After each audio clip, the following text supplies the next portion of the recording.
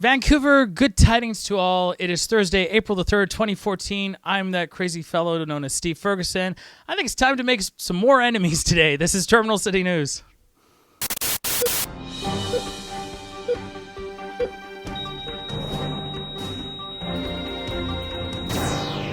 So the Juno Awards happened just at the end of March, and normally, well, I guess I did cover them last year briefly by making fun of them, and I guess I'll make fun of them again right now because they suck. But I do want to note that Robin Thicke, who is a huge dick, he was completely shut out, winning none of his nominations. So this tells you how bad Robin Thicke is. He can't even win a Juno. That says something. Don't you love spending time with loved ones, going out and visiting BC's beautiful and gorgeous parks? Well, too bad. Yes, unfortunately, Bill number 4 passed here in BC, which means that parks are opened up to exploration and, well, let's just call it straight exploitation by industry. Now, interestingly enough, there are two zones for the parks. There's Zone 1 and Zone 2. Zone 1, all the parks will stay exactly the same. Zone 2, those are the ones that are open for the mining industry and the oil industry to go in and kind of like do their thing. Now, what's the difference between Zone 1 and Zone 2? Zone 1 is in the lower mainland where most of the population lives. Zone 2 is everywhere else. So yes, we won't see it, but it will happen. Numerous organizations and unions have raised thousands and thousands of opposition signatures, but there has been zero public consultation, which I guess is the public's or the government's way of saying tough luck. So the next time you're out taking a beautiful walk along our beaches, just remember Tessico is right there behind you, waiting to drill on down and see what sort of goody delicious treats are underneath your feet. Legislation first introduced in 2012 has taken effect in a big way for those who have dodged Translink's fares in the past. Anyone wanting to get their license through ICBC, which admittedly is the only way to do it in BC, will have to pay off their tickets first. It seems the cash-strapped organization, they are making good on their seemingly useless past reinforcement of fare invasion by hitting hard and fast those who have given up on transit and wants the comfort and convenience of a motor vehicle. That's right, folks. Either way, you're going to have to pay Translink. Main Street SkyTrain station is undergoing maintenance and upgrades from now until 2015. Because of this, service will be disrupted to the station with only 2-car train-to-main trains accessing the station. All the other trains are still going through it. I'm not really sure why there needs to be such extensive disruptions to one of the busiest stations on the circuit. And man, would I hate to live or work in that area. The TELUS World of Science, the TELUS World at Science World, the TELUS Science Center at Science World, the TELUS Sphere of Science World, or whatever, is probably fairly pissed off about it. But Mario's Gelato is still open. Hooray! We contacted Translink for a statement.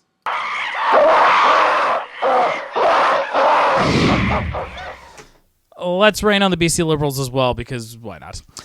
As we mentioned a couple weeks back, ICBC rates went up, BC Ferries fares went up, and so did BC Hydro's rates. Now, I'm not blaming them, as our wise provincial government is starting to take a bigger cut from their revenue.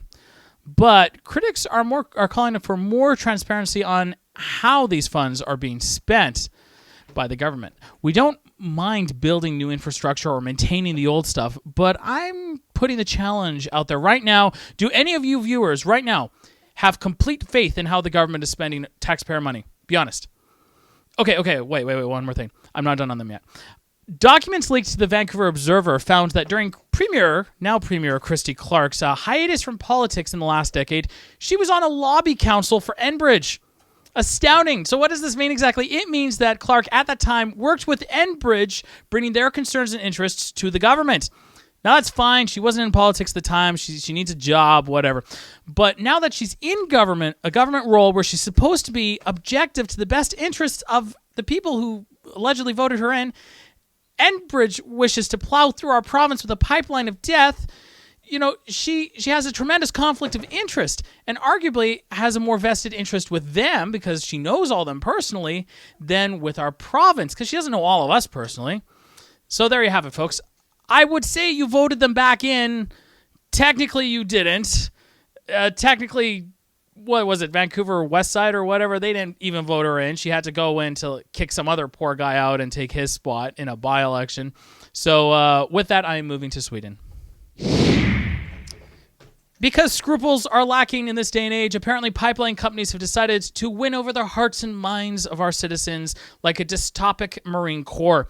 Kinder Morgan and Metro Van and Enbridge and Kitimat have been going door to door, trying to coax people into understanding how great they are. What's shocking about this is often the municipalities had no idea what was occurring. Surrey and Burnaby both went on the record to say that they had no clue until citizens started complaining about Kinder Morgan intrusions.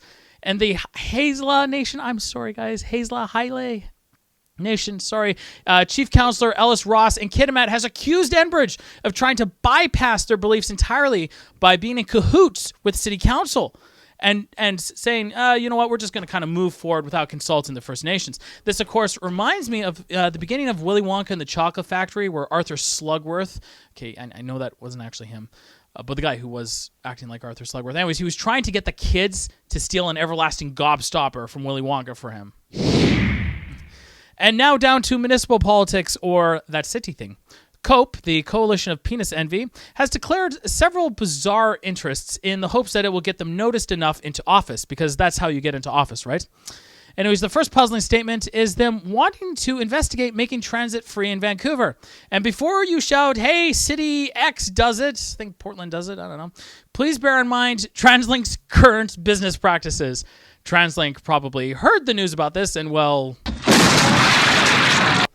The next release is they're wanting to get a public vote regarding the aquarium keeping cetaceans with the aim of abolishing it. Of course, the Georgia Strait immediately picked up on this story, as all the editorial staff have seen the documentary Blackfish and have decided to declare war on the aquarium to get readers. Okay, I'm only going to go through this once. The aquarium is not associated with SeaWorld. The aquarium is a rescue and research organization. SeaWorld is a theme park. When I see 9-year-olds waving placards about releasing the dolphins, you know, I get a little mad because the people don't really know what's going on. You know, I'm sympathetic. I understand the little kid sees a dolphin and says, that guy should be out in the wilds. But do you know what would happen if those cetaceans would get released? They would die. The aquarium's foremost goal is to rescue and rehabilitate, and they have re-released plenty of animals back into the wild when they have been nursed back to health. Remember Spinnaker, that their prize dolphin, who he learned all the tricks and they loved him, and he died like just a year or so ago?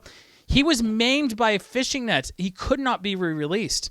With the animals that they cannot release, they use them for research, like to understand their language or their sonar. If they understand their sonar, then they can figure out, hey, how can we make nets that dolphins won't get snagged in? They teach them tricks so that people will pay to come and see them. Then they use that money to maintain the facilities and then pour it into research and rescue. And they are firm believers that when kids are engaged with real animals, they will have a passion about protecting them. That's why they have so many school groups come in to interact with the animals. So why on earth is everybody picking on them? Give them a break, Georgia Strait. Why don't you guys go after each other? Yeah. Hold on. Go after each other. COPE, you can hold a citizen referendum to find out if Vancouverites are really that interested in keeping that prostitution ring the Strait calls the adult ad section. And Georgia Strait, why don't you guys do a series of articles on how COPE is full of Riverview's most recently released interns? Anyways, folks, I've made enough enemies this week, so I'm going to sign off. Happy 28th birthday, Doug.